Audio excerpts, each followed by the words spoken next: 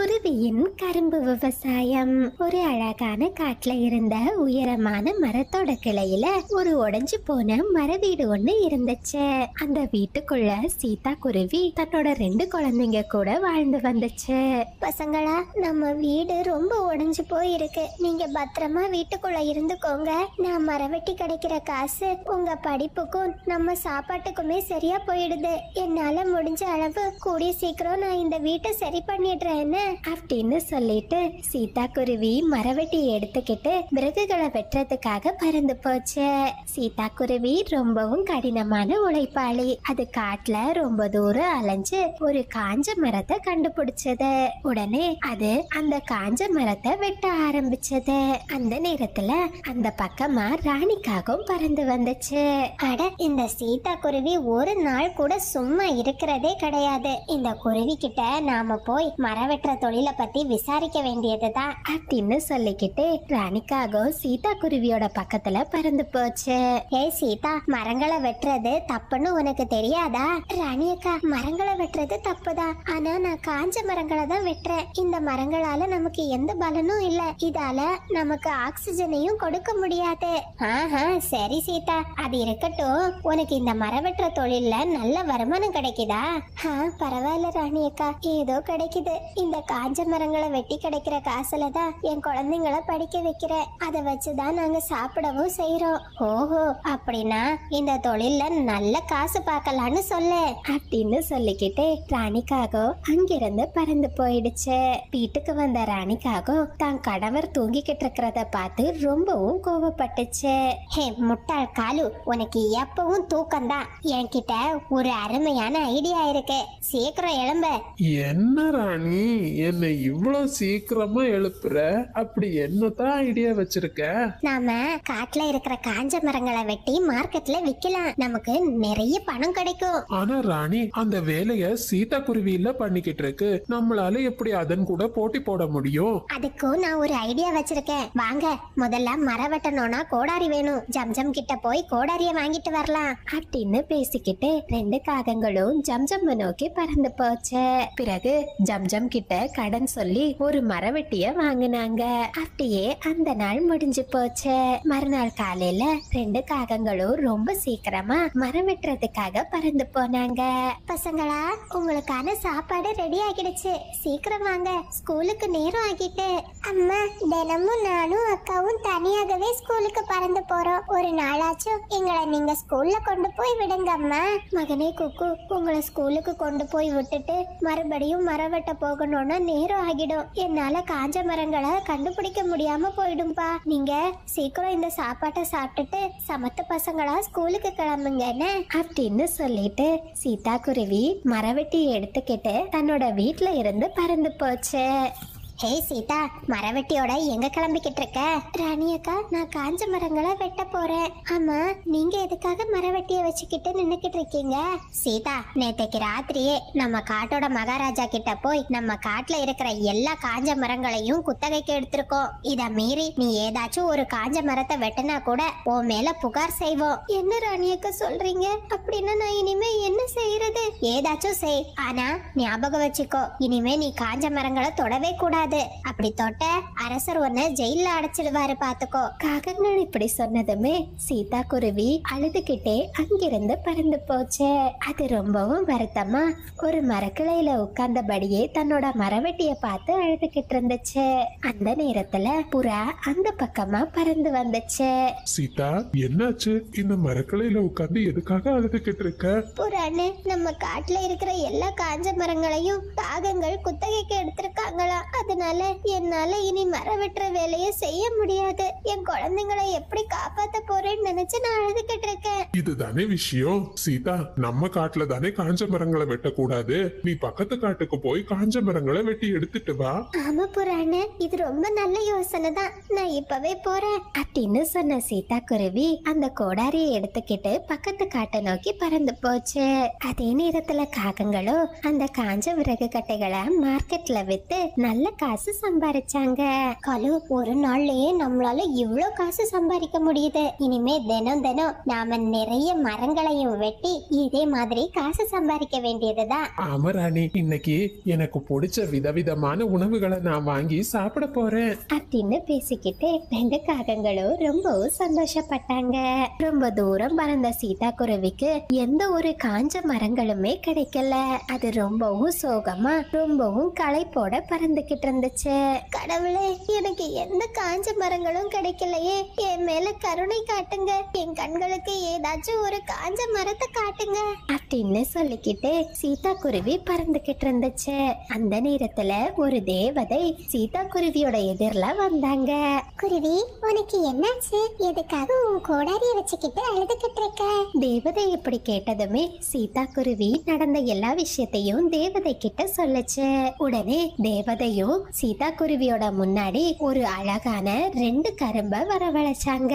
குருவி, நீ இந்த 2 கரும்பையும் சின்ன சின்ன துண்டுகளா வெட்டி உன்னோட விவசாய நிலத்துல நட்டு வை. கூடிய சீக்கிரமே உன்னோட கஷ்டம் எல்லாம் போயிடும். தேவதையே, ரொம்ப நன்றி. எனக்கு விவசாயம் செய்யறதுன்னா ரொம்ப பிடிக்கும். நீங்க கொடுத்த இந்த வாய்ப்பை நான் சரியா பயன்படுத்துவேன் அப்படின்னு சொன்ன சீதா குருவி அந்த கரும்பை தன்னோட காட்டுக்கு எடுத்துட்டு போய் தேவதை சொன்ன மாதிரியே அத தன்னோட நிலத்துல நட்டு வச்சது.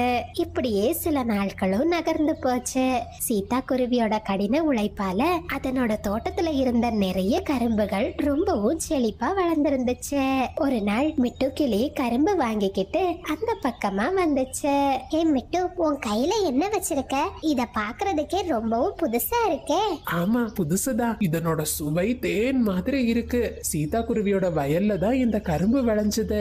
எல்லா பறவைகளும் போட்டி போட்டு போய் வாங்கிக்கிட்டு இருக்காங்க. நீங்களும் போய் வாங்குங்க அப்படின்னு சொல்லிட்டு மிட்டு கிளி அங்கிருந்து பறந்து போச்சு. உடனே காகங்கள் வேகமா போய் சீதா குருவியோட தோட்டத்தை பார்த்தாங்க. இத பார்த்த காகங்கள் ரொம்பவும் பொறாமப்பட்டாங்க. ஐயோ காலு, இதெல்லாம் நம்மளாலதான் அந்த சீதா குருவிக்கு கிடைச்சது. நாம அந்த மரம் வெட்டுற தொழிலை எடுத்தோம். சீதா குருவிக்கு அதை விட 3 மடங்கு அதிக லாபம் கிடைக்கிற தொழில் கிடைச்சிடுச்சு. கவலைப்படாத ராணி, திருடுறது என்ன நமக்கு புதுசா? யாரும் இல்லாத நேரம் அந்த கரும்புகளை எல்லாம் வெட்டி பக்கத்து காட்டுல கொண்டு போய் வித்துட்டு வந்துடலாம். அதுக்கப்புறம் நம்ம வேலையே செய்யாண்டா. அந்த காசை வச்சு 1 மாசத்துக்கு சந்தோஷமா இருக்கலாம் அப்படின்னு பேசிக்கிட்டே காகங்கள் சரியான நேரத்துல சீதாவோட கரும்புகளை வெட்டுறதுக்காக அதனோட தோட்டத்துக்கு பறந்து போச்சு. அந்த நேரத்துல ஒரு கொடிய விஷம் கொண்ட பாம்பு அந்த இடத்துக்கு வந்துச்சு. ஏ காகங்களா, உங்களை நான் சும்மாவே விட மாட்டேன். அந்த குருவி கஷ்டப்பட்டு உழைச்சத நீங்க திருட நினைக்கிறீங்களா? ஐயோ பாம்பே, எங்களை ஒண்ணும் செஞ்சிடாத, நாங்க இங்க இருந்து போயிட்டோம். திருடுற உங்களை நான் சாகடிக்காம விட மாட்டேன். இல்ல பாம்பே, எங்களை விட்டு நாங்க இந்த காட்டை விட்டு ஓடி போயிட்டோம். அதுதான் சரி. இனிமே இந்த காட்டுல உங்களை பார்த்த உங்களை கடிச்சே கொன்னுடுவேன் அப்படின்னு பாம்பு 2 காகங்களையும் மிரட்டுச்சு. பயந்து போன காகங்கள் அந்த காட்டுல இருக்க பயந்துகிட்டு வேற காட்டுக்கு பறந்து போயிட்டாங்க. காட்டில் குளிர்காலம். ஒரு சமயம் டோல்பூர் காட்டுல ரொம்பவும் கடுமையான பனிப்பொழிவு ஆரம்பிச்சிடுச்சு. சீதா குருவியும் தன்னோட 2 குழந்தைங்களையும் வீட்டோட வெளியே உட்கார வச்சுக்கிட்டு தான் வீட்டின் மேற்கூரைய சரி செஞ்சுக்கிட்டு இருந்துச்சு. அம்மா, காலையில இருந்தே வேலை செஞ்சுக்கிட்டு இருக்கீங்க, கொஞ்ச நேரம் ஓய்வெடுங்கம்மா. காட்டுல பனிப்பொழிவு ரொம்ப அதிகமா இருக்கு.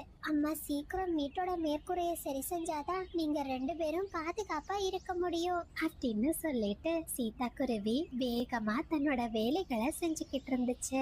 அந்த நேரத்துல குழந்தை குக்குவுக்கோ ரொம்பவும் பசி எடுக்க ஆரம்பிச்சது. அம்மா, நம்ம வீட்ல தானியங்கள் ஏதாச்சும் சாப்பிட இருக்கம்மா, எனக்கு ரொம்ப பசிக்குதும்மா. மகனே குக்கு, கொஞ்சம் பொறுத்துக்கோப்பா, அம்மா மேற்கூரைய கொஞ்ச நேரத்துல சரி பண்ணிடுவேன். உனக்கு வேகமா போய் சீக்கிரமா தானியங்களை எடுத்துட்டு வந்து தரேன்னு அப்படின்னு சீதா குருவியும் குழந்தைங்களும் பேசிக்கிட்டு இருந்த நேரம் காலுக்காகும் சில மரக்கட்டைகளை எடுத்துக்கிட்டு அங்க வந்துச்சு. சீதா, எனக்கு இந்த மரக்கட்டைகள் தேவைப்படாதுன்னு நினைக்கிறேன். வீடு கட்டுறதெல்லாம் ரொம்ப கடினமான வேலை, என்னால அதெல்லாம் முடியாது. காலுவண்ணா, நம்ம காட்டுல பனிப்பொழிவு ரொம்ப அதிகமா இருக்கு. உங்களுக்கான வீட்டை கட்டிக்கலன்னா பனிக்காலத்துல நீங்க என்ன செய்வீங்க?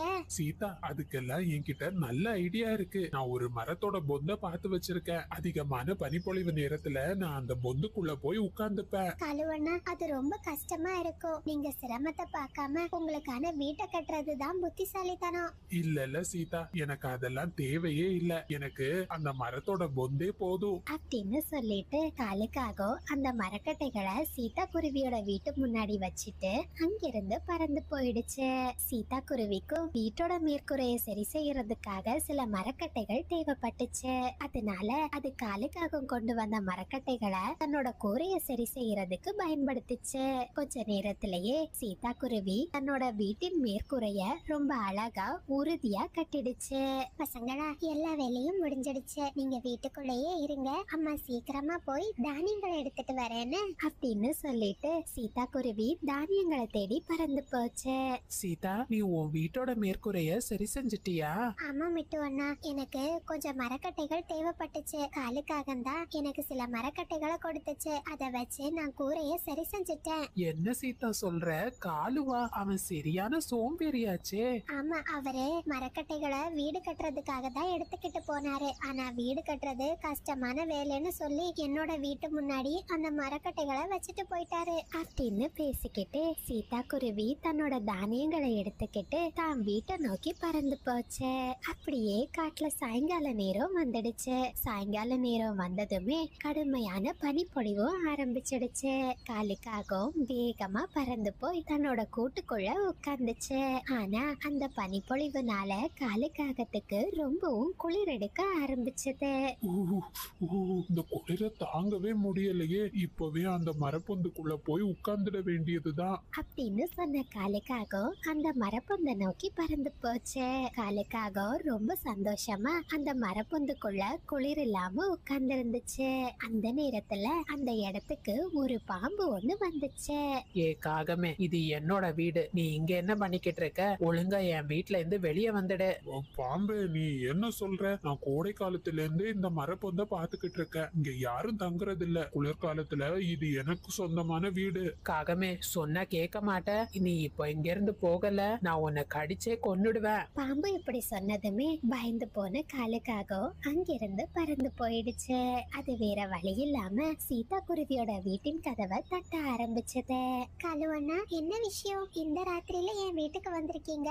சீதா, எனக்கு அந்த மரப்பொந்து எல்லாம் சரிப்பட்டு வராது. நான் கொடுத்த மரக்கட்டைகளை கொடு, நான் எனக்கான வீட்டை கட்டிக்கிறேன். காலுவண்ணா, என்ன சொல்றீங்க? நான் அதை வச்சு என் வீட்டோட மேற்கூரைய சரி செஞ்சுட்டேன்னு. இப்ப என்னால எப்படி உங்களுக்கு அந்த மரக்கட்டைகளை திருப்பி தர முடியும்? சீதா, அதெல்லாம் எனக்கு தெரியாது. என் மரக்கட்டைகளை நீ இப்ப கொடுத்தே ஆகணும். இல்ல எனக்கு இதே மாதிரி ஒரு வீடு செஞ்சு கொடு அப்படின்னு சொல்லி காலுக்காகவும் சீதா குருவியோட வீட்டு முன்னாடி நின்னு சத்தமா சண்டை போட ஆரம்பிச்சது. இந்த சத்தத்தை கேட்ட பக்கத்து வீட்டுல வாழ்ந்த புறா சீதா குருவியோட வீட்டுக்கு வந்துச்சு. காலு, உனக்கு என்ன பிரச்சனை? இந்த ராத்திரி ரெண்டு பேரும் எதுக்காக இங்க நின்னு சண்டை போட்டுக்கிட்டு இருக்கீங்க?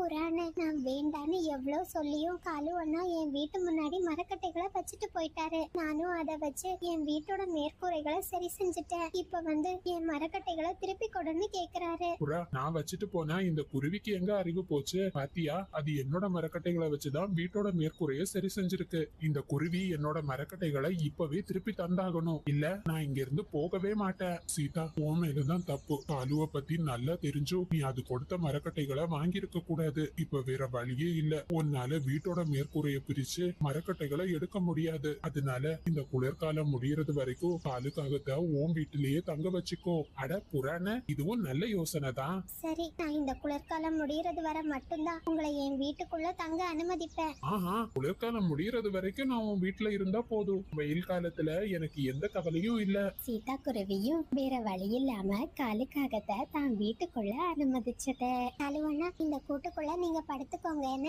சீதா குருவி இப்படி சொன்னதுமே காலுக்காகவும் அந்த கூட்டுல நிம்மதியா தூங்க ஆரம்பிச்சது. காலுக்காகவும் ரொம்ப சத்தமா குரட்டை விட்டது. இதனால சீதா குருவியும் குழந்தைங்களும் தூங்க முடியாம ரொம்பவும் கஷ்டப்பட்டாங்க.